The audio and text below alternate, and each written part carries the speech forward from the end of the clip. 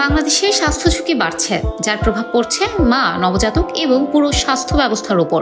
প্রয়োজন ছাড়াই সিজারিয়ান পদ্ধতিতে সন্তান জন্ম দেওয়ার প্রবণতা এখন উদ্বেগজনক পর্যায়ে পৌঁছেছে।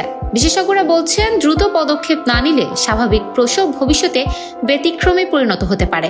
স্বাস্থ্য বিশেষজ্ঞদের মতে, দেশে অপ্রয়োজনীয় সিজারিয়ান ডেলিভারির হার দ্রুত বাড়ছে। গত বছর দেশে প্রায় 17 লাখ নারী সিজারিয়ান পদ্ধতিতে সন্তান জন্ম দিয়েছেন।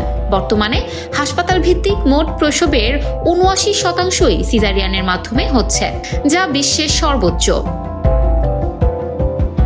এই প্রবণতা অব্যাহত থাকলে 2030 সালের মধ্যে হার 90% ছাড়িয়ে যেতে পারে বলে সতর্ক করেছেন বিশেষজ্ঞরা।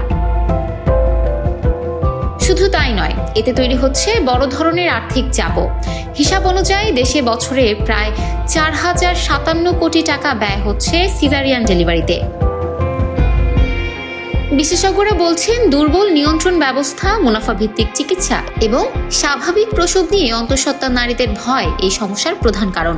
অনেক বেসরকারি হাসপাতাল কার্যত অস্ত্রোপচার নির্ভর কেন্দ্রে পরিণত হয়েছে। বিশ্ব স্বাস্থ্য সংস্থা বলছে, চিকিৎসাগত প্রয়োজন ছাড়া সিজারিয়ান করা উচিত নয়। এছাড়াও স্বাস্থ্য সচিব ও স্বাস্থ্য অধিদপ্তরের কর্মকর্তারা লেবার রুম বাধ্যতামূলক করা, লাইসেন্সিং কঠোর করা এবং গর্ভধারণের শুরু থেকেই নিয়মিত নজরদারির উপর জোর দিয়েছেন। বিশেষজ্ঞদের মতে, অপ্রয়োজনীয় সিজারিয়ান কমানো এখন শুধু চিকিৎসা নয়, এটি একটি জাতীয় দায়িত্ব। Desk report, campus Times.